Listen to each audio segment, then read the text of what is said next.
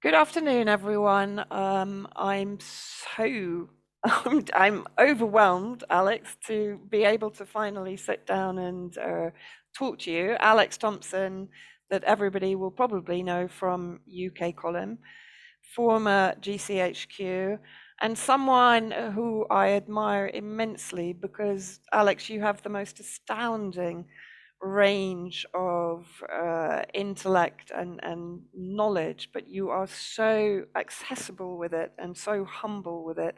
So I'm very, very pleased to be talking to you this afternoon. Welcome. That's a very kind compliment indeed, Vanessa. Thank you. And it's a fairly meditative afternoon here because I've just flopped back in my house in the Netherlands after going to see the parents just on my own this time for a week. So I've come back to my dear wife and really trying to take in everything that's happened to the Ukrainians, whom I know personally in the various zones of the country, some Russian speakers, some Ukrainian speakers, hearing what's happening, and it's quite a lot to take in. You know, it's not my first rodeo. It's probably my fifth or sixth post-Soviet war that I've had personal connections and analytical interest in. But this is on a different order of magnitude altogether. So Yeah. you have to extrapolate your knowledge and work, and that just bit like being a doctor who falls ill. It's worse because you can reasonably predict what's going to happen next and when the suffering is going to intensify. Exactly. And I mean, that's something I think, we've seen a huge ratcheting up of Russophobia and actual Astonishing. clamor. Yeah, I mean, it's frightening. Some of the reports coming in of people being abused, their vehicles being attacked, etc. I mean, it's extraordinary. I mean, I know we have a history, particularly in the UK, of vindictiveness towards Russia. I mean, that's a large part of the war against Syria, of course. But what we've been saying since the recognition of Donetsk and Lugansk, and looking at the headlines in British media the day after was just horrifying. I mean, literally, I felt like we were back in the McCarthyite era, sorry, or World War II, and the propaganda about the Germans at that time. I mean, it was just extraordinary, and how quickly people jumped on this bandwagon of picking a flag, picking a side, instead of rationally considering the situation and the events that have led us to where we are now. And as you say, it's the innocent people that are caught up in this that are going to be suffering. Now, I watched you on UK Column, I think it was last week, and you mentioned the aspect of international law regarding the recognition of Donetsk and Lugansk. Can you just run us through that? Yes, that would have been the last Wednesday in February. I think, give or take a day Mm, off the top of my head, that would have been the 23rd of February, if people want to look up the UK Column News Archive for 2022. And the point I was making in that segment is towards the end of the news, we reverted to the topic. And I think it was then that Mike put as an impartial anchor, as it were, mm, the burning question of the day.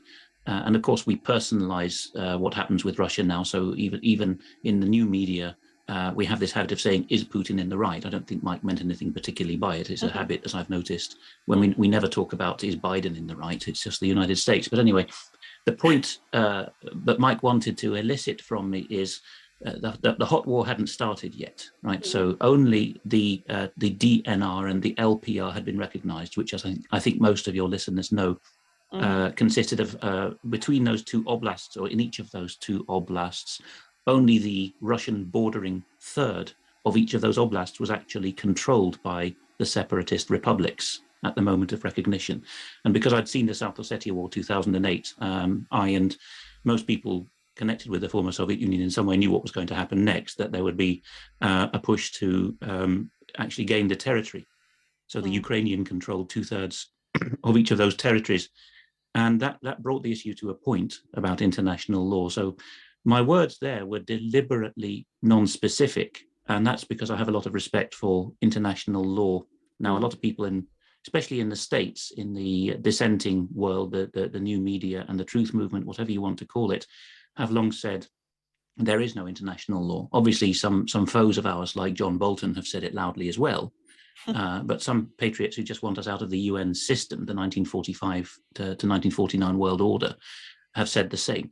But let's bear in mind what international law is. It didn't start with the victory parade or the victors lineup of 1945 to 1949. It started actually late in the 19th century. International law is like any other branch of law.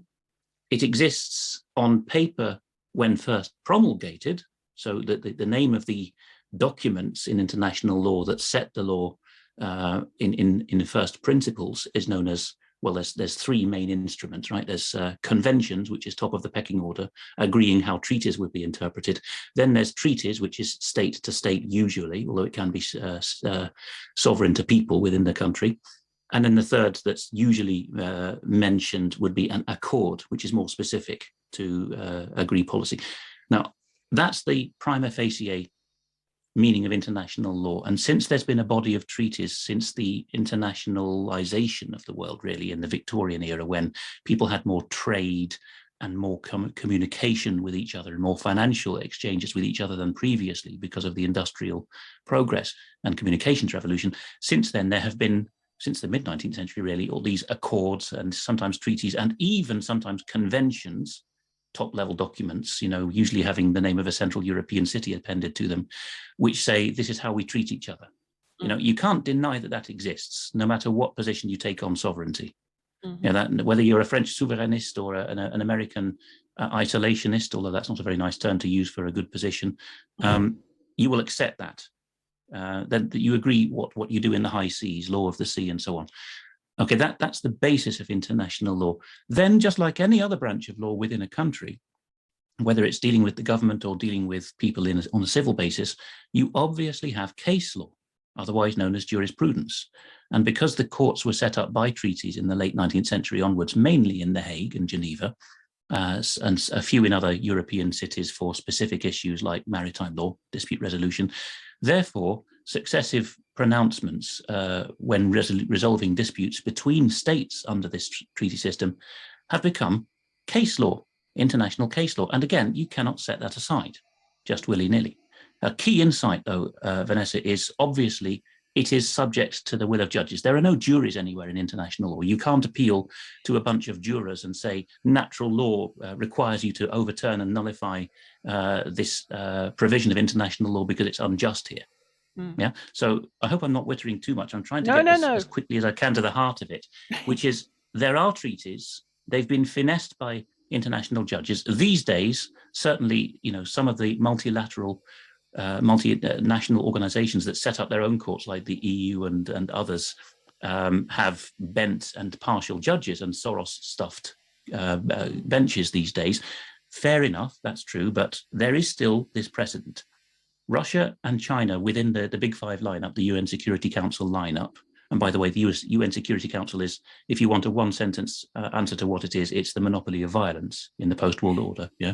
So if you're very cynical, you could say it's the shakedown. It's only we are allowed to shoot, right? But those two, Russia and China, in their communist era, and since both of them have at least economically come out of communism, they've both said we insist on playing by the rules. So that's, I think, why Mike put that question to me last week. And now here comes the core of the answer, having laid that groundwork, is if you want to assert your right to declare independence from a parent state in international law, you are not just going to go to some code of international law and follow a flowchart. That's the bane of the modern world in many professions. People just, instead of using common sense and conscience, they think, well, I'll look it up and it will be in section 5.3.4b. No, it's not quite like that. Use your common sense and combine, just like a doctor or anyone in any other serious profession would, combine your book knowledge with the constellation of facts in the case and the professional knowledge around you, the precedents. And apply what can be applied and transform what needs to be transformed and so on. So with the case of the Donetsk and Luhansk People's Republic, there are obviously going to be judges in international law and consulting lawyers in international law taking different positions depending on who trained them and what country they're in and who's paying them. Some will say treaties insist, well, more particularly case law from The Hague, from the ICJ, insists that Donetsk and Lugansk have an enhanced case to make because they've been under shelling for 8 years.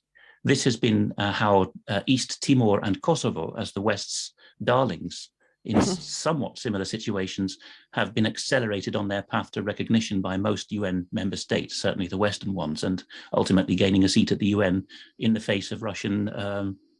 Well, they can't veto that, but they can protest diplomatically. Yeah, that's one position to take. And another is no, the parent state is Ukraine, and this is where it gets more not pure international law anymore. This is just more how Western states behave in the rules-based international order and the European security framework and all the lovely terms they like to bandy about, which mean our monopoly of power in the world. They will say, we, powerful countries, have got together, as they did with Georgia, with the group of friends of Georgia at the UN, now the same with Ukraine. We, that's the US, UK, France, and Germany in most cases, and this is separate from the Minsk Accords, this is just them as countries, right? We've decided that we're going to stick up for, here comes the set phrase, the sovereignty and territorial integrity of, insert name of former Soviet republic here. Okay, Yeah. Now, final bit of my answer, Vanessa. Soviet republics were not like other countries in the world legally, okay? There are many countries, including most of the English-speaking countries, that are federations. And many of these constitutionally were set up on the basis that you have a state or province that allies with others, and they retain their sovereignty. But the Soviets go further than that, because in those cases, they didn't even have regular treaty or constitution-based means to say that Crimea or South Ossetia will be part of the Georgian or Ukrainian Socialist Soviet Republic. No, instead, these territories were granted to Georgia/Ukraine. I'm just taking two examples here. You could use others like the Armenia-Azerbaijan conflict over Nagorno-Karabakh. And these were not even duly ratified within, you might laugh at the idea, but within the constitutional and legal framework of the Soviet Union. These needed to go to votes, which should have been accorded by both of the Soviet republics, so Ukraine and Russia in this case, that were transferring territory from the one to the other, but they weren't. The political executive of each of these states, so the presidium of the Ukrainian SSR, simply did it. Right? This was unlawful under even the what such law as there was. So Donetsk and Lugansk weren't autonomous, unlike Crimea, so they have a lesser case. But there are a bunch of theorists who have a good leg to stand on in international law who say, well, look, they tick the first box, which always comes to the courts in international law, which is not, are they morally virtuous, as most people seem to think now. The first box to tick is, can they demonstrate that they have a delineated territory with their own troops in control? And the answer is yes. Then the second one, which is a variable between different persuasions of serious international lawyers, is to what extent do they have an enhanced case because they've been persecuted and allegedly genocided? Yeah. Right. So I'm sorry that was a winding answer, but it's law, right? It's not simple. I'm not a newbie, but nevertheless I'm a layman, a well-read layman who's done a lot of study around it, and also done this in anger in government circles. But I'm not an international lawyer. And even if you had a panel of them here, Vanessa, and that's the whole point of it being a profession, you get a range of responses, and they will be qualified ones. Yes, maybe, or yes, but, or yes, as long as. But it's not done and dusted. What the British government in particular has been saying for years with regard to Georgia and Ukraine is deliberately and willfully one-sided. As if the 1991 borders of the SSRs, the top level, the equivalent of Canadian provinces or Australian states, the top level divisions within the country, as if that was the only level that could assert sovereignty when the Soviet Union fell apart. Absolutely not. So let me ask you a question then. If for example, we didn't have the overarching conflict and Donetsk and Lugansk decided that they wanted autonomy, if we were living, let's say, in a sane world, what would the next pre-2014 world, maybe? Yeah. Yes. What would the next step be? the next step in within a country, if the Ukraine was at peace with all its neighbors and genuinely had an independent government without any Russian or Western interference in it, the next step would be, as in any country in the world, that the country should go through its own constitutional procedures to agree autonomy. As soon as you've uttered that, then you realize that even if you've got a kind of in vitro perfect case, you might say, well, the UK is, because it's a rare example. We know the hypocrisy, but it's a rare example of the central government saying you can even leave if you want to. I mean, that doesn't apply even in Spain, you know, let alone in countries further south and east. But in the UK, at least on face value, Westminster did say, not just to Scotland, but to Northern Ireland and Wales in principle as well. And, you know, back to 1979 and onwards, if you want to go, you can. In fact, well, as soon as Scotland joined England in 1707, that's the letter of the law in the treaty. The Anglo-Scottish Union is that Scotland can leave whenever it wants. But even if that's not the case, each country internally will have its constitutional arrangements. In some countries, there'll be a constitutional court. In others, there'll be a Supreme Court dealing with it. There'll obviously have to be a popular acceptance at national and local level of what's happening by a referendum. You know, that's the usual situation. However, Russia, you know, this is the core of the West's case, which is disingenuous, although not completely groundless. The core of the West's case is, quote, the dead hand of Russia wants these conflicts unresolved, and therefore it will always dole out Russian passports to anyone who speaks Russian or is ethnically Russian on its own side of the country that borders the neighboring country. You know, and allegedly we've seen this time and again. Okay, there's some truth in that, obviously. But the other side of it is countries do have such rights as, you know, Russia is the successor state in international law to the USSR, meaning it has a duty, in very layman's terms, to keep the peace in the region and to basically to shell out a lot of the money for keeping good order and taking on the debts and obligations of the previous state.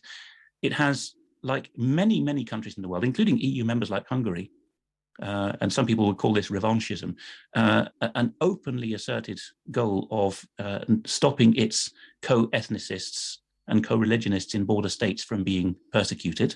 That's why the Hungarians supposedly have gone into the far west of the Ukraine last week to secure ethnic Hungarian citizens in that part of the country, around Uzhhorod and Mukachevo, right? So this happens a lot. So again, a bit winding, but a bit less winding than the last time. So the long and the short of it is, if there were peace, Donetsk and Lugansk could have started an application. Since in the post-2014 situation, there wasn't peace, and there was an accusation of genocide, Russia is bona fide involved. So are the Western parties to the Minsk Accord. And then Russia does again have a leg to stand on, regardless of who's in power in the Kremlin, in insisting that the Minsk Accords be honored. As with Georgia before it with Abkhazia and South Ossetia, the commonality again is because these countries have governments stuffed with people trained in the worst kinds of institutions, usually in English-speaking countries, who come back with globalist mindsets. They've been stoked up not to allow any ethnic autonomy within their borders. And so Georgia missed a chance to settle its Abkhazia and South Ossetia conflicts when they were still at the frozen conflict stage in the very early 2000s, because the German diplomat Dieter Bohlen presented a paper duly appointed by the UN to sort this out. So that was the core international law sort of solution. And he said Abkhazia and South Ossetia should be autonomous. And Georgia said, no way. Very similar to post-2014 Ukraine. No way will there be autonomy for Donetsk and Lugansk. And at the same time, where there was autonomy constitutionally in the Ukraine, namely for Crimea, where there's Russian speakers and let's not forget large numbers of Turkic Muslim people, the Crimean Tatars, hence the autonomy, which has never been challenged in the Soviet era. There, they rode roughshod over that existing autonomy in the post-2014 years, thus breaking their undertakings under their own constitution and under international law by outlawing the use of Russian in many situations. Yeah. So wherever you look at international law, you've got to look domestically and on paper and at the case law. And that's before you get onto the realpolitik, the situation on the ground. Yeah, exactly.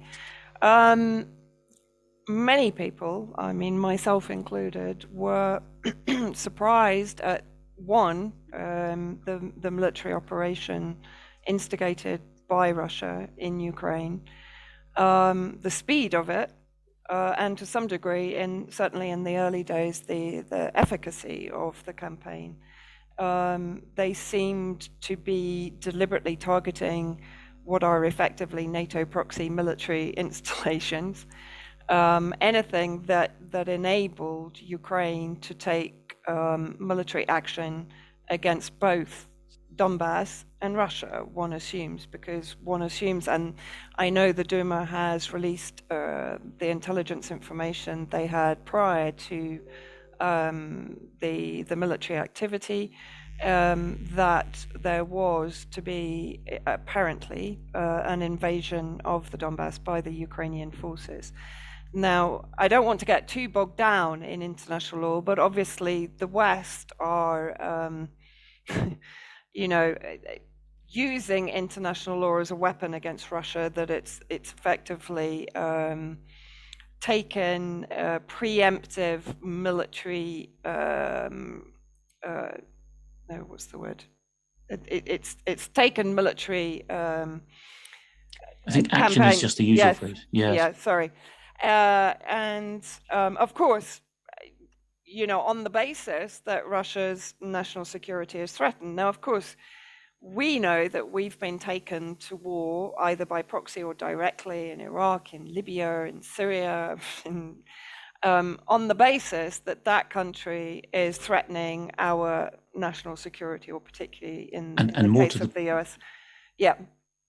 More to the point, I'll certainly let you finish the point, but more to the point, since the rise of a particular kind of neocon in Washington and the disciples in the Foreign Office and some Western European capitals, there's this newly invented doctrine, not found in treaties or case law, in the international law, called the responsibility to protect, which is an overturning of state sovereignty, an overturning of the Westphalian Order of 1648, which deliberately put an end to wars in continental Europe for a long time by stipulating that the suffering of, the alleged suffering of people you sympathized with or had ties with over your borders was not a pretext for incursion.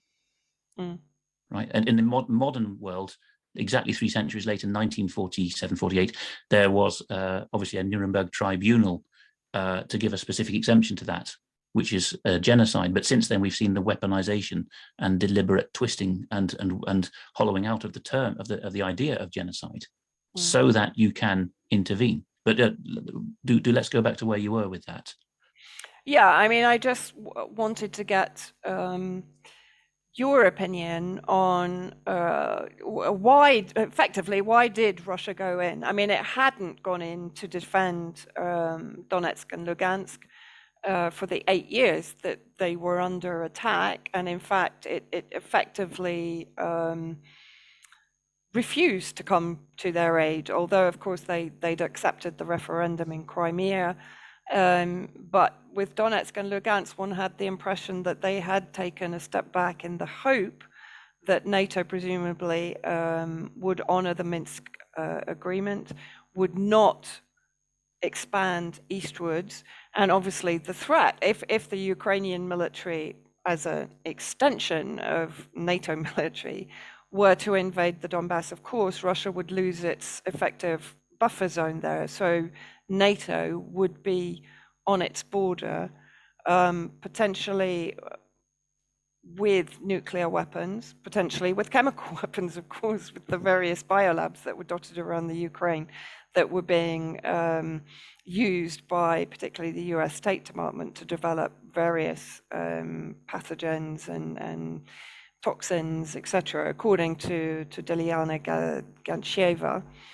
Reports there and experimenting on local troops. So in your view, why did Russia feel that after recognizing Donetsk and Lugansk, why did it feel that it really suddenly had to ramp up the military operation? Well, the closing line of Putin's 1-hour speech, the Western press called it an angry, confused rant, explaining why he was urging the Russian state structures to acknowledge the two republics and urging them to consider incorporating them into the Russian Federation. Right. The final line was, "This is something," he said, "this is something we should have done a long time ago." And I'm sure the furthest back you can go with his line "a long time ago" probably is 2014, the Maidan coup, the rise of first Poroshenko, who was allegedly pro-Russian in his oligarchic backstory.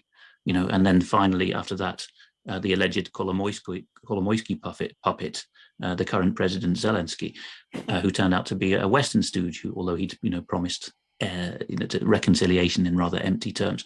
So that's the furthest back you can go. So Putin is saying, really, as soon as we saw this was the vector in Ukrainian society, we had to take action. Now, I've seen several theories that have got some validity to them there. One is, look, Russia has a 4-year timetable for its mass armed force exercises, north, south, east, west, basically. And west was 2017 and once again 2021. Exercise Zapad. And they do that one with the Belarusians because they're in almost a union state already. So some cynics will say, 2017 was the dummy run. And some will go a bit further, who are on the Trump bandwagon, and would say, look, McCain spoke to the nutters, the white Western version of the West's favorite head choppers, the banderists. He spoke to them in December 2016, I think probably days before the US presidential election, and said next year as our offensive year. And so some people will go whole hog and say, well, Trump delayed them by 4 years.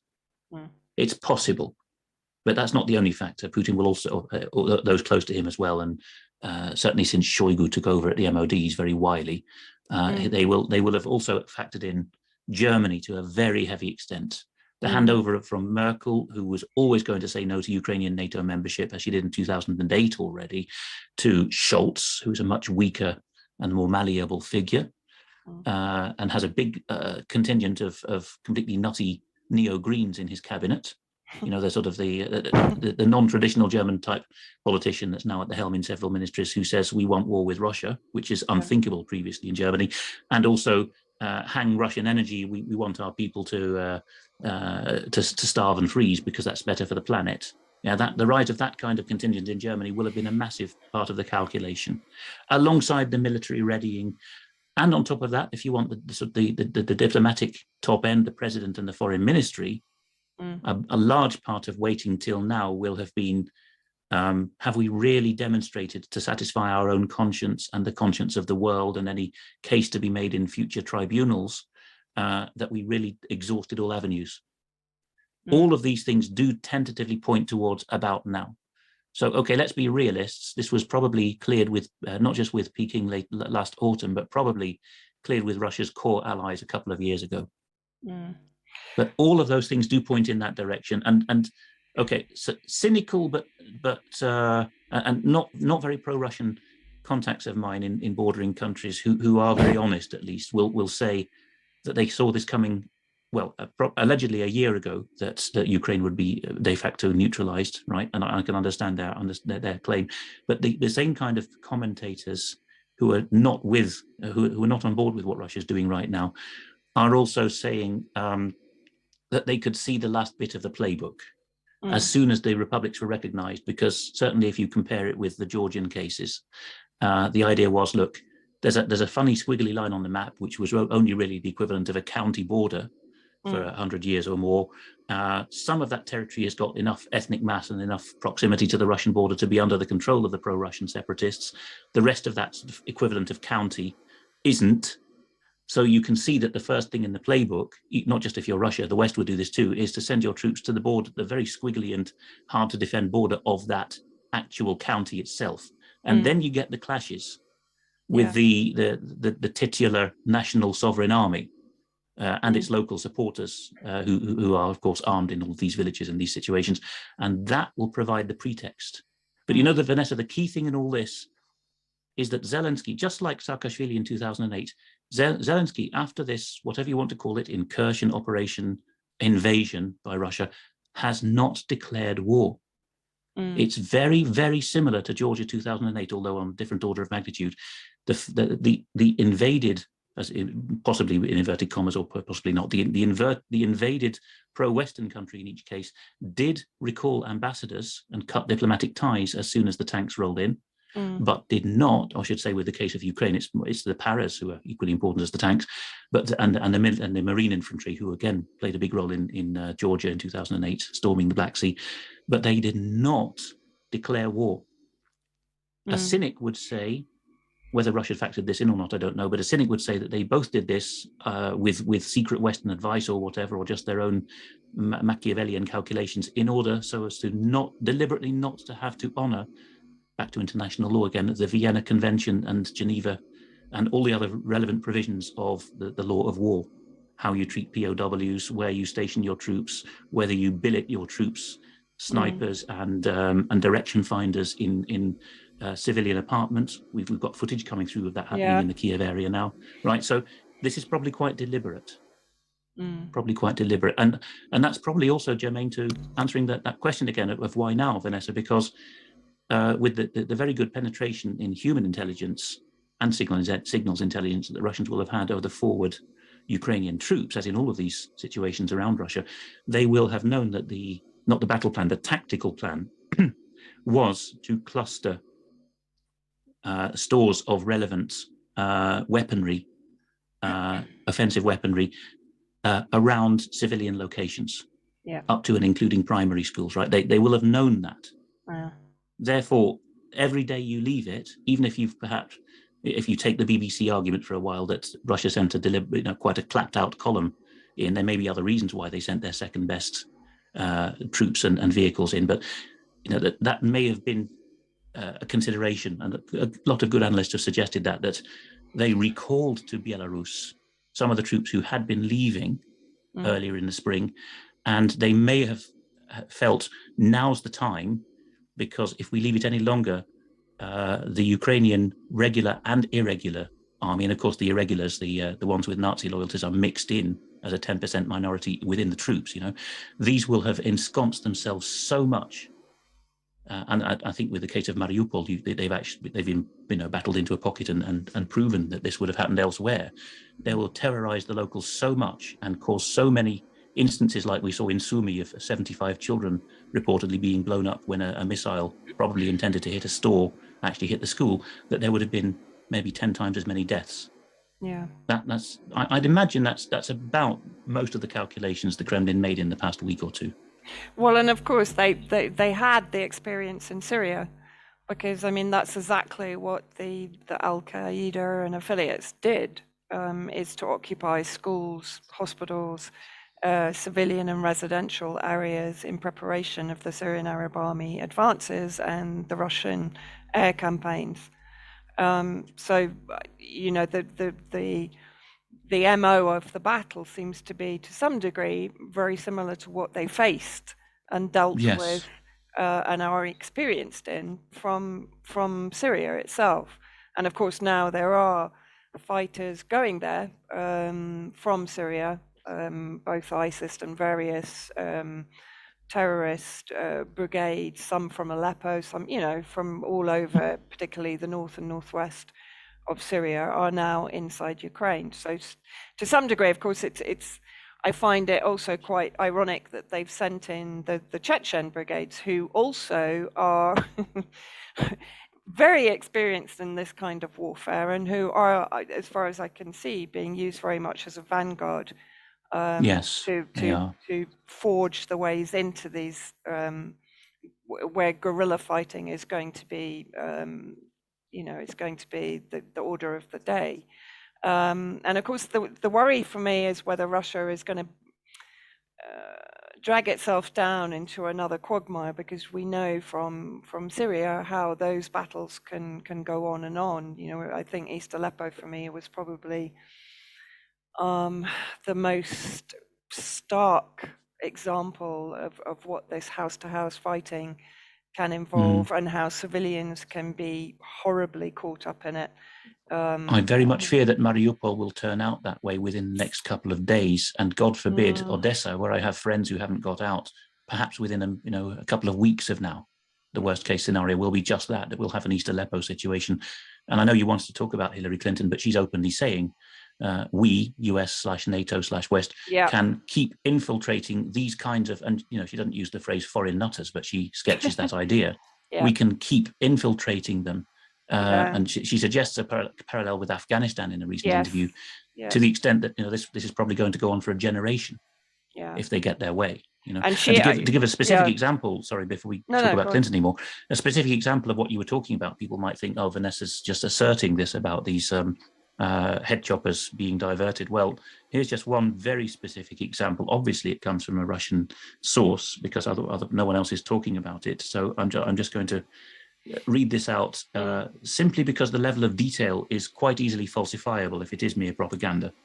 Quote, it is reported that a group of Ukrainian military intelligence, GUR officers in the west of Idlib province, and the town is given as well, to Fahia, began on March the 4th to recruit militants from the Islamic Party of Turkestan terrorist group led by Azizi Duti. I think that's Uyghurs, Vanessa. 140 people are planned to be delivered to Ukraine, to the city of Lviv in the far west, through Poland by the 8th of March. Yep. Payment for Islamist activities at the rate of $3,000 per month of hostilities, which I think you'll correct me, but it's about 10 times as much as they will get in Idlib itself, allegedly will be made from funds allocated by the European Union to Ukraine as financial assistance. Yeah. Right. So people can laugh at that if they're inclined to disbelieve it all, but it's a date. It's got all the prima facie details. It's got a date, a number, a financial amount, and a town name. Well, there was another, I think, fairly early on, and actually we've investigated that claim. It was an Al Qaeda affiliated fighter or commander from the southwest of Aleppo, and why we know it so exactly is because a friend of mine from a village right next door to his actually managed to trace him and trace the claim that he was heading to Ukraine with a brigade, and verified it. So, you know, yes, and we know, and Clinton more or less said it. I mean, in that interview that you refer to, she basically said, don't forget, we destroyed the Soviet Union in Afghanistan by bringing in insurgents, and we can do it again. So, it's one of 5 or 6 equally valid in theory claims as to what finally destroyed the Soviet Union, some of which are pretty hardcore conspiratorial, like the world globalist conspiracy decided to burst the USSR bubble to go global, or economic warfare and oil prices. All of these have their place. Christians would say prayer brought it down. You know, all of these have got their places as explanations on different levels. But her particular cabal, which ultimately is even more City of London than it is Manhattan loyalty, it's sort of Anglo ascendancy. Her particular cabal is very keen on this idea that we brought it down by attrition, really. And let's go back to international law, Vanessa. It's deliberately and flagrantly breaching all the niceties of international law by sending in foreign boyeviks. Yeah. Yeah, and I mean, the extraordinary thing is how brazen they are about it. I mean, Britain, the US now are literally rubbing their hands in glee, and Kiev is offering visas, no visa to anyone that wants to come and fight in Ukraine. And I mean, I heard a couple of the interviews with let's say, mercenaries in the UK who are so brainwashed into this. One guy saying, I'm going to go and fight against autocracy on the side of democracy. So, they are literally being, and he was former British Army, so he was packing his bag and heading off to Ukraine, and he really thought he was fighting for the right cause, the cause of democracy against autocracy. And, Putin, as always in all these situations, it's the leader of the country that is demonized and Hitlerized. Without taking into account the massive structure of Russian governance. I mean, Syria as well has, I don't know how many employees of the Syrian government there are, but it constitutes a vast part of institutional Syria, right? And in Russia, of course, because they're coming out of a state socialist model, as were, not coincidentally, Yugoslavia and Czechoslovakia. So those 3 countries actually are the 3 countries that from the early to mid 20th century deliberately decided, from a period of foreign occupation and financial exploitation and being kept in feudalism, they deliberately chose state socialism as their model. So Syria, Yugoslavia, and Czechoslovakia, and there were some excesses ranging to alleged horrors in secret prisons, but that was the model that the people chose. So obviously the infrastructure and the dependency on the state coffers for much of the intelligentsia is something that's carried on in each of those countries until they had their showdown with the West. Yeah, yeah.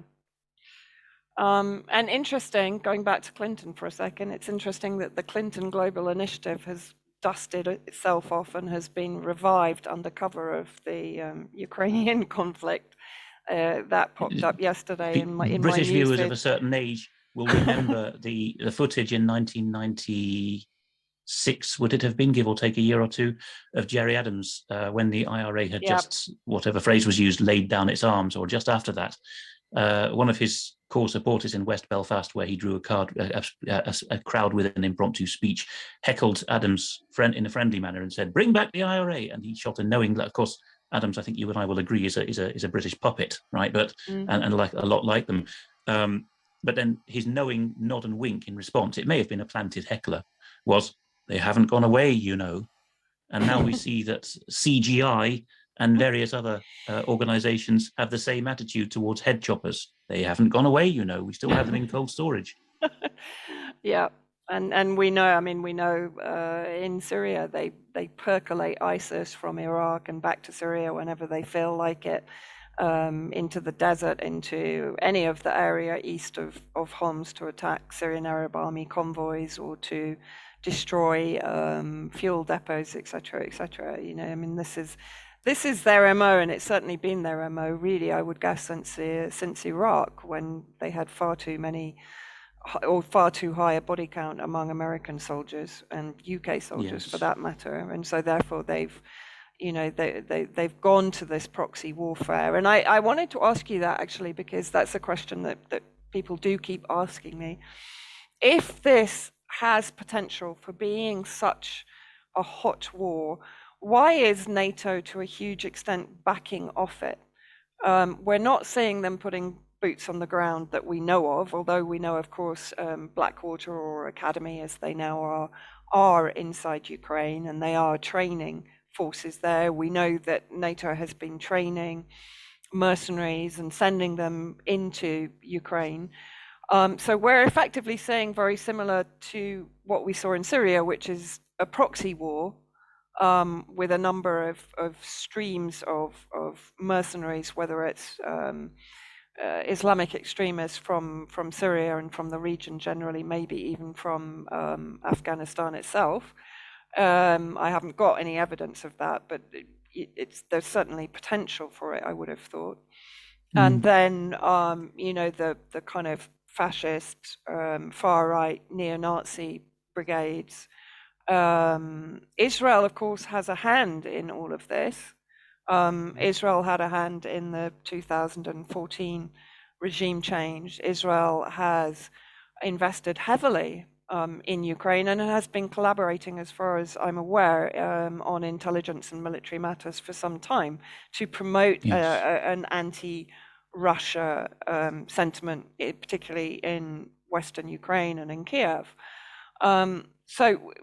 So I guess my question is, why are NATO to some extent sort of sitting back, pushing their proxy forces into Ukraine? Is this a case of NATO using Ukraine to fight Russia, or do you think NATO at some point are going to get involved? I mean, they've refused the no-fly zone also. I think, Vanessa, that refusal by the Western Air Forces to allow their governments and defense ministries to proclaim there will be a no-fly zone is the strongest indication to date that it's self-preservation among the actual military top brass in the West, not the political command of the military or the financial command of the military. The actual military officers have been saying, we can't do that, we're goners if we do that. It's true of land and marine forces as well in the West. And, it's not just, this is indicated not just by mood music coming out of the Shoigu-Blinken meeting recently, where Shoigu allegedly, and I think with this is fairly well accurately summarized, I would judge, Shoigu said, if you actually cross the border with any NATO member states, militaries will flatten them. And I suspect that that's based on a very tightly integrated model of operational warfare using a lot of EW, electronic warfare, I suspect, the same as at sea and in the air at the moment. That's a lot of what Russia does to overwhelm an adversary, or at least in concept. It hasn't been proven in practice yet. That's one aspect of probably why not. Another is, and let's not forget, just taking the technical route, right? You need air superiority. Say all the theorists, I know there's many persuasions of serious analysts on this, but you need air superiority in order to do your tricks on the ground in modern warfare safely.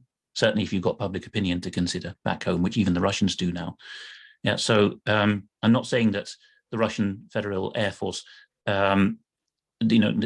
massively outclasses Western air forces on every level. That would be a silly facile statement, but they don't have hulking white elephant planes that are there simply to make money for international contractors, as the West does now. So they can rely on their pilots and their planes. The West can rely on its excellent pilots still, but can't rely on its planes to the same extent. So that's one part of why there is no no-fly zone, and hence that's the best indicator to date that there won't be Westerners on the ground.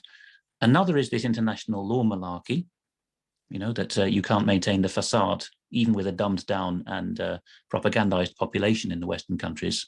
If you actually have your own troops there, you can't maintain this facade of international law. And the third goes back actually a lot longer than last revolution, to not long after the Orange Revolution of 2004, a period when I was already visiting Ukraine quite often and seeing how quickly the mood soured as Yushchenko disappointed everyone. From that time onwards, and I was, of course, in service then, and the Russia desk from 2006 onwards was led by Christopher Steele, lately notorious for other things, and the head of MI6 was Sir Richard Dearlove. Those men, to give them their due, were very, very accomplished at getting, before they went to the well, I won't say that Dearlove completely went to the bad. I think there's more to him than that, but Steele did. He became very credulous and started selling his talents for base game and his contact book. But in that era, Dearlove and Steele, in charge of MI6's Russia effort, put out a series of very eyebrow-raising, to all the seasoned guys in the intelligence community, very eyebrow-raising pieces, which the Americans never contested in internal frank conferences about it. So they were probably the best intelligence the West had at the time, that Russia, even in this time, Putin just getting his feet under the table and just beginning to say no to Western intelligence services around 2006, with the Moscow Rocks incident as being the first time that broke surface. From that time onwards, the intelligence was, well, Russia stroke Putin, however you want to dress it up, is prepared to use nuclear weapons to stop the loss of Ukraine. To stop Ukraine falling entirely to the Anglo-American sphere.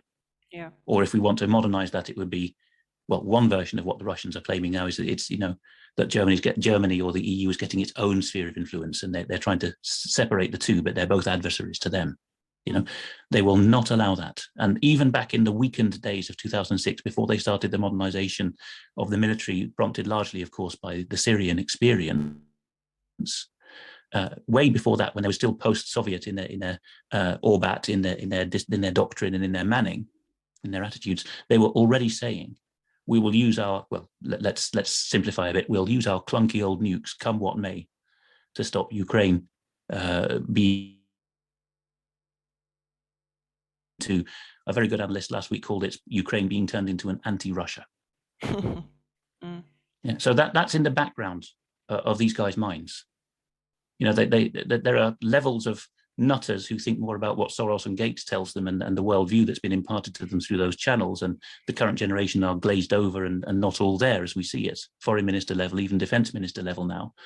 Yeah, but behind that, the apparatus, the senior civil servants in these countries and the senior military officers do remember that was the case, even before Russia put itself into another league militarily in the last decade. Yeah. Let's come on to the WEF. And, I think many independent commentators, especially those who informed us brilliantly throughout the 2-year COVID project, which of course now has been almost entirely replaced by the Ukraine situation in Western media and legacy media.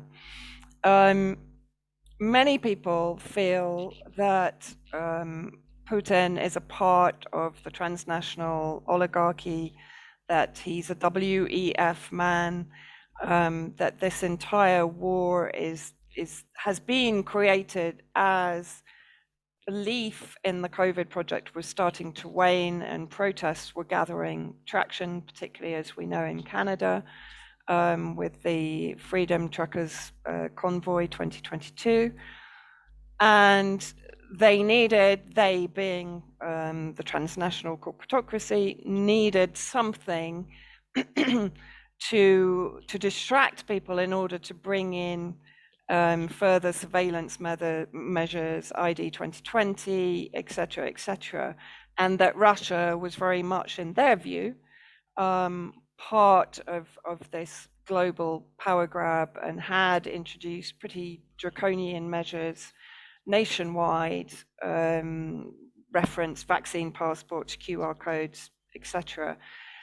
What's your take on this? I mean, for me, we talked about it just before I came on, is that I struggle to believe in a unified oligarchy when one takes into account the cultural, the historical, the ideological, both from a spiritual perspective, but also from a philosophical perspective of the different nations and their different histories. What's your take on this? I know it's a pretty big subject, but I think it's an important one to cover. Yes, I will dare to take this question on because one of the admittedly rare things I have in this section of the commentariat is that I've actually lived in some of these countries, found out personally by reading and speaking their languages what their worldview is, what the religious and philosophical and historical convictions that they have are, and how they differ. And so if you want a total summary, the further east and the further south you go away from Western Europe, the more deep-rooted, intelligent people's conviction is that there is not a unified oligarchy. There are Russians and many in the Middle East, actually, who have long experience talking about these things, will speak in terms of clans or equivalent nomenclature. In other words, there's groups of oligarchic families that will work together by preference and appoint each other. There's ethnic components to that, there's religious components, all the usual ways in which people prefer their own affinity groups. This is enhanced when you get to oligarchy because you as a dark family or dark enterprise, you'll trust people who literally went to school with you or have blood ties with you, because there's an implicit understanding of how we do things, how we keep our hands nominally clean, and just how far we're prepared to go or not to go in the achievement of our aims. And so that there's obviously clans involved. I've given talks about this. AV 9.1 is the main example where I talk about an Aristotelian and a Platonist persuasion. There are fundamental philosophical differences between them. And again, this overlaps geographically. Roughly speaking, the Eurasianists believe more in what I call the Platonists, which I generally call the less harmful, the less inherently evil route to one world government. Okay, and I will accept that many people have, with good reason, say that as systems, Russia and China and Iran want a one world government in time, or their elites do just as much as the West does. But it's not quite the same, because the Prussian or Platonist persuasion does have a much higher emphasis on do your duty for your country, and your country will look after you. The Western model, which I dub Aristotelian, and I'm not the first to dub it that, LaRouche I think was the first, is much more do your best because it's your religious duty, and everything else will make you a sinner, and you'll die in even more misery. Footnote: we can't promise you there'll be no misery, even if you obey us. That all the sci-fi writers of the 20th century, all the bloodline telegraphing in the West has been of that nature. That's inherently and fundamentally and irredeemably wicked. There are well-meaning and pro-national and pro-human, above all, pro-human persuasions, the further east and the further away from Europe, Western Europe you get. And Russia, under Putin, as much as anyone else who would be at the helm, has more indications of that. The biggest caveat, I think, to that is it is very much you must conform. And I'm not going to bandy about the silly, the much overused word fascist, but there is something of nationalism in a negative sense about it, in that you must share the ruling philosophy. You must share the ruling creed and not rock the boat publicly. But as you very well know, living in the Arab world, this is the norm in many deeply civilized and ancient parts of the world. At least publicly, you don't rock the boat. And in Western Europe, even where I'm speaking from, the Netherlands, until very, very recently, that was still the system. The Anglos are unusual in departing from that. Almost every country, France comes to mind, even though they've had comparatively excellent liberties for centuries now, they have always insisted, don't publicly rock the boat. Yeah. By preaching an alternative world vision. In private you can, not in public, particularly not if you're well educated and have financial means, and connections. So yeah, that's the outline of it. There's definitely not one persuasion among the elites. When or as Ian Davis usefully suggests, we call them the parasite class. Because they're not elite and they're not above us, right?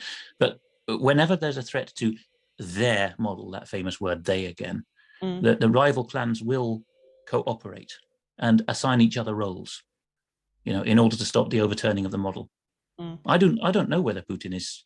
I'll say it this way: I don't know whether he's still personally wicked. I think it's clear that up to his nomination as president, his KGB days, he was in a wicked system and may have been an amoral man. The big debate now between serious people who really actually know their stuff and have looked into Putin properly, really the two positions that are respectable, the two extremes are: Putin is not quite as wicked as he was, but is playing along and playing the bad cop to the West's good cop, or Putin is trying to wriggle out slyly and really wants the best for his people, but he still has his old ties and his old chums. Those are the two respectable poles between which opinion is bandied about. Yeah. Let's put it negatively. In theology, you would call this apophatic, defining things by what they are not.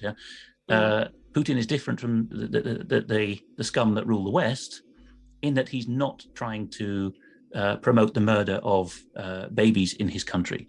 He's not trying to promote the sexualization and mind control of people in his country. And I'm deliberately not suggesting propaganda, because that's completely subjective. And okay, Russia does now have, as of this week, even more harsh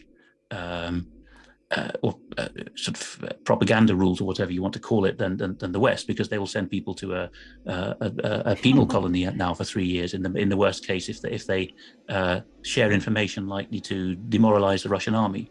Okay, so we're not suggesting that butter wouldn't melt in their mouths. No, you get the point I'm making here. But I think that also was targeting Western media, wasn't it? Because the BBC and CNN and various others have now departed from Kiev. Absolutely.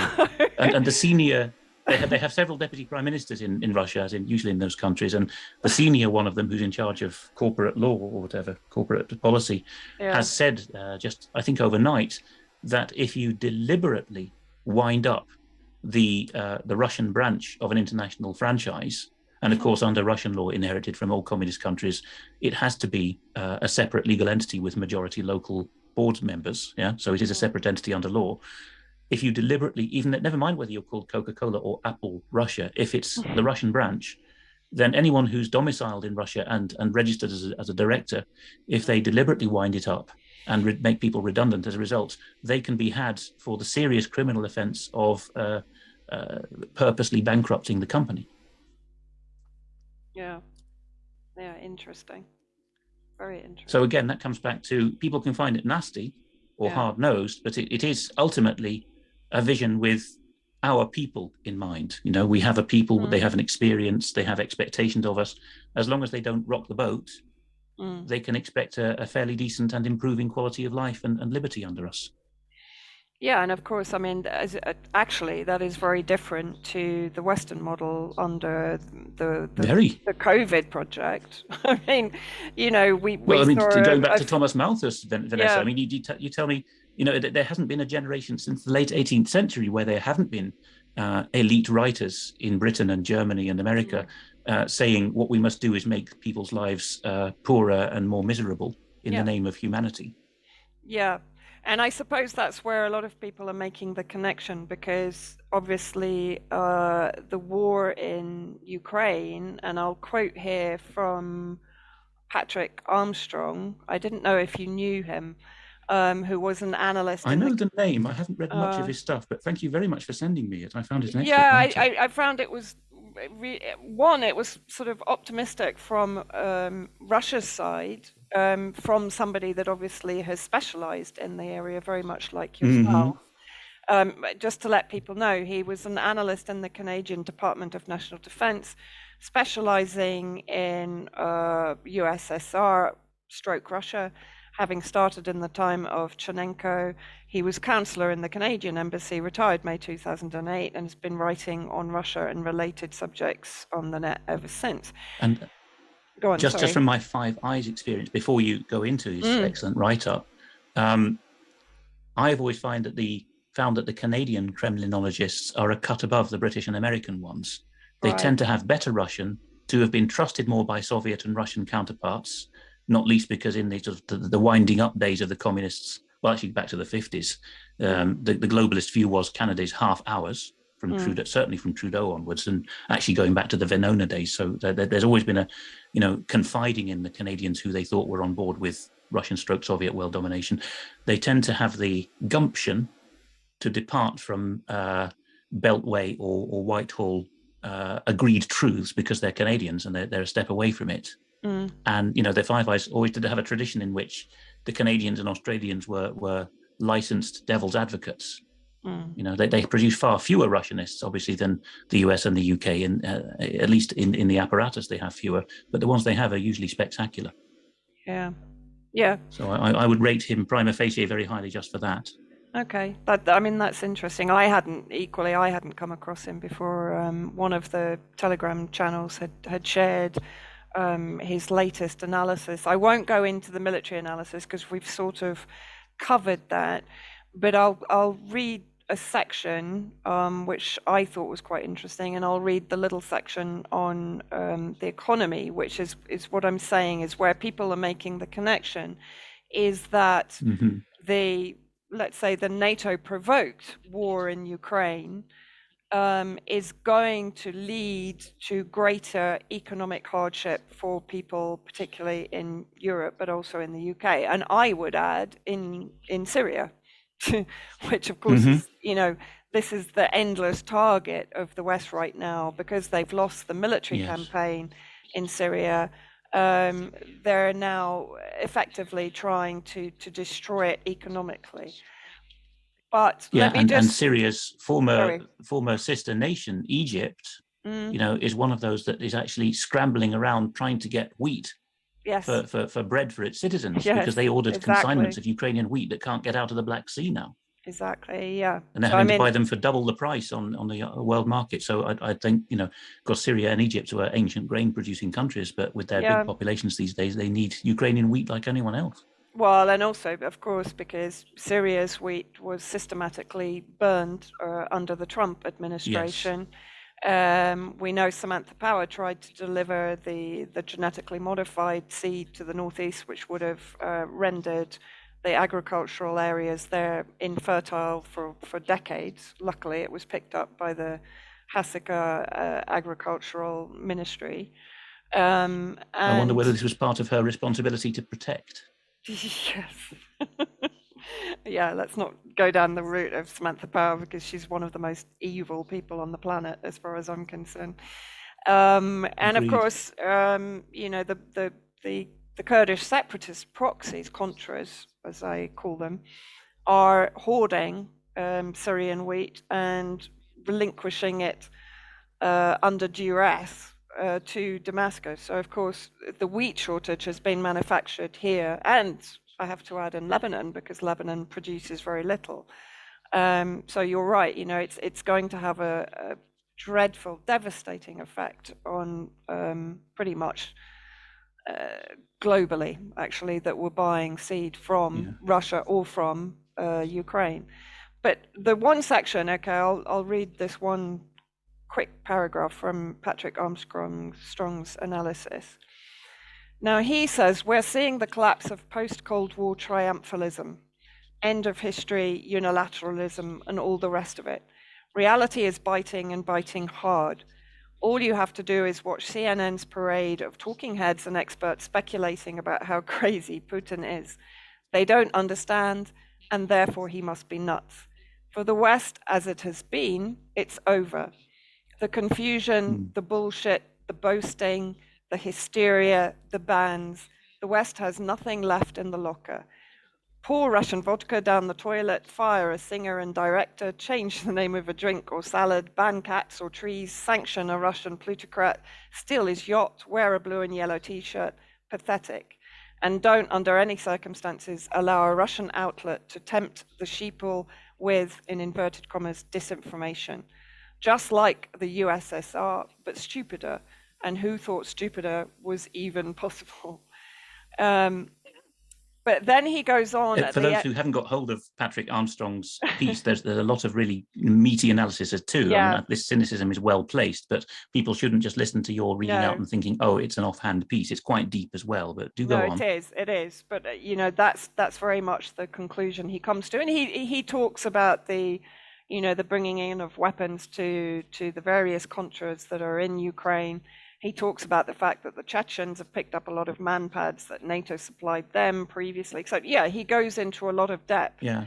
And that puts him in a box, as a serious analyst of the time, the 2 decades either side of the collapse of the Soviet Union, because the military bean counters who try to work out whether we could intervene in one of these dodgy countries on the edge of Russia or the Arab world have always said, how many manpads, man-portable air defense systems, in other words, shoulder-launched RPGs or whatever, or anti-aircraft missiles rather, how many of those are on the ground and whose hands can they get into? That's always been priority 1, 2, and 3 for any bean counting before we do anything, for obvious reasons that our airframes, even in these wonderfully advanced days, are so vulnerable to a determined, semi-well-trained guy on the ground with the right kind of tube to point at the sky. Yes, exactly. He goes on to say judo is about deception and using the opponent's strength against him. Putin, the judoka, has judoed the West into suicide. He then passes on to the Western sanctions against Russia. And he says, I think there's a very simple answer to that. Last week, 1,000 cubic meters of gas cost $1,000. Today, it's over twice that. Next week, it certainly won't be cheaper. Ditto for aluminium, potash, titanium. Russian airlines lease their planes. Now what? Russian rocket Well, just motors. on that point, they're calling 500 leased planes back from the West by the end of the month. Yeah. And of course, all the investors in Russia that are now being told to leave under no uncertain terms, etc. What the people in the West do not understand is the ruble is the currency the Russians use inside the country, but the price of oil and gas is the Russian currency outside the country. I'm astounded at the stupidity. They're cutting their own throats and destroying their own economies. Now, what a lot of people are interpreting this as is the sweeping hand of, as Ian calls them, the parasite class, and Putin is the facilitator with this war to deepen the misery for what I call the little people in the EU, in the UK, in the West, and as you mentioned, in Egypt, in Syria, both of which are countries that have been targeted to be reduced to effectively failed states, poverty-ridden, poorly educated, no healthcare, etc., because of sanctions and economic pressures, etc.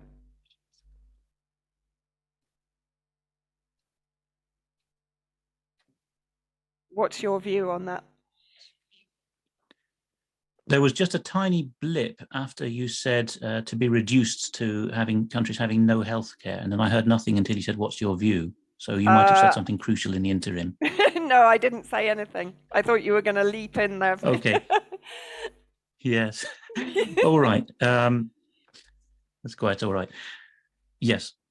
The key thing Patrick Armstrong is saying here, and this is because he joined the trade in the mid-'80s, and the big wheeze then was the West was deliberately pulling all its levers to flatten the price of oil and gas in order to bankrupt the Soviet Union. So he's now seeing it as a reverse engineering of that, as he says, the Russians use the ruble inside the country, which gives them some degree of protection against dollar wars. And outside the country, it's, and this, whatever currency is being used, this has a real world value, the price of oil and gas. That can go up and down. That is, most people, when wars go hot and the rhetoric intensifies, most people don't think about these economic tools because they take a minimum of a year to bite, and often as much as a decade, as with the deliberate crashing of the Soviet economy. But they work. They have an inexorable effect on people's national will to fight.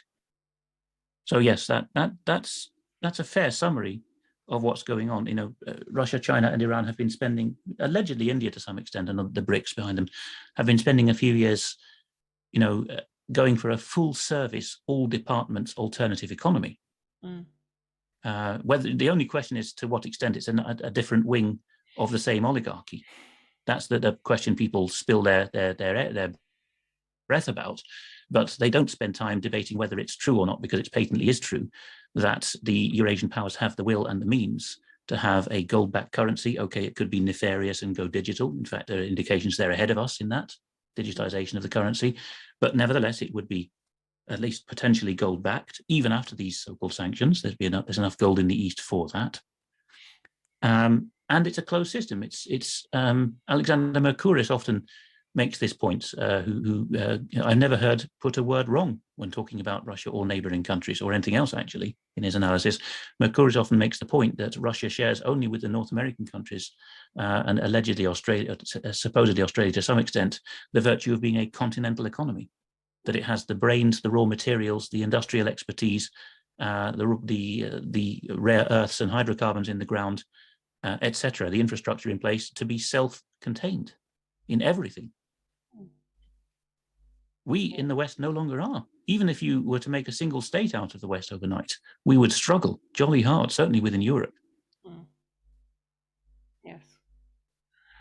Alex, we've been speaking for almost an hour and a half, and there are literally 100 other questions I'd love to ask you. Maybe we can do a follow-up in a few weeks, and very once gladly, we see very gladly indeed, how the situation unfolds and unravels, and praying. I think it was more sensible for us to do this. Yeah, it's more sensible for us to do this today than to try to pick apart claim and counterclaim of the war on the ground. I will stick in one thing though, Vanessa, that I'm seeing that the MI6 Mini-Me, which is the Ukrainian domestic repression service, the SBU, there's something of a trend already of members of parliament, current and former ones, some of whom are actually quite close to the negotiations as well between Ukraine and Russia for suing for terms of peace, are being abducted, sometimes shot in the process, or just at least turning up in a warehouse blindfolded for the crime of treason, while they are at the forefront of the Ukrainian effort.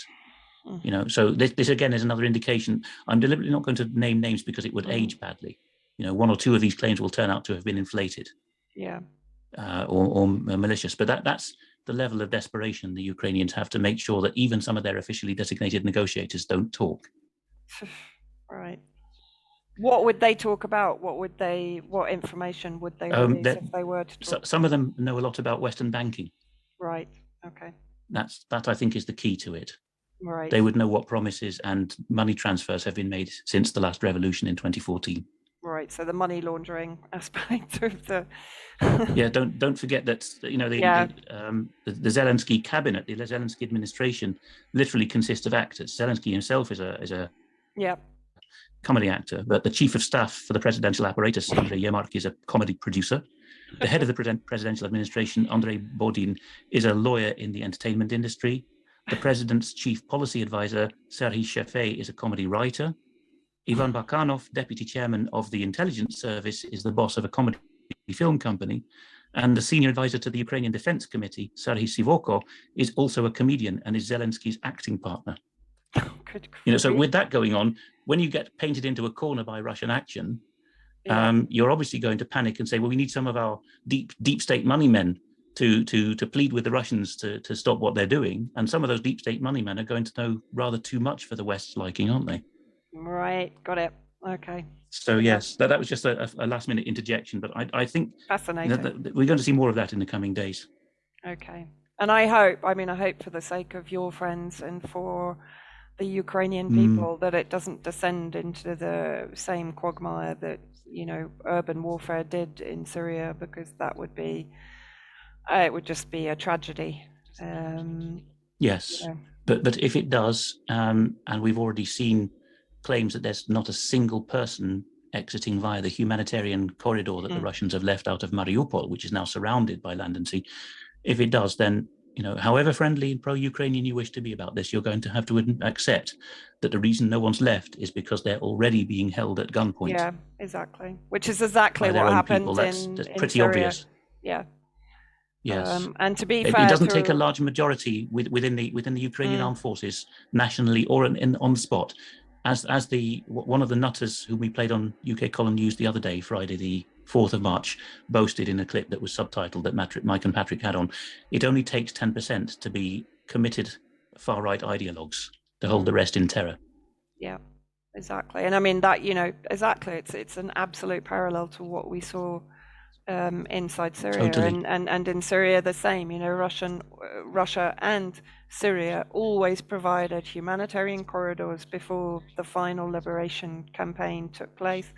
And those that tried to leave were often shot or shelled. The armed groups were demanding extortionate fees for them to be able to leave.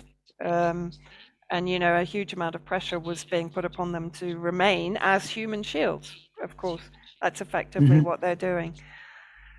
So, yeah, I think, really just pray that it doesn't finish in that kind of dreadful situation. And as I said, I'd love to speak with you again in a couple of weeks and see where we are and go into some of the other issues that I would have loved to speak to you today about. Certainly. But thank you. There is so much. Yes, there is. And you're very welcome indeed, Vanessa. Thank you so much, Alex. And please take care and enjoy the rest of your day, and give my regards to your wife. Certainly will. Thank you. Take care. Bye. Bye.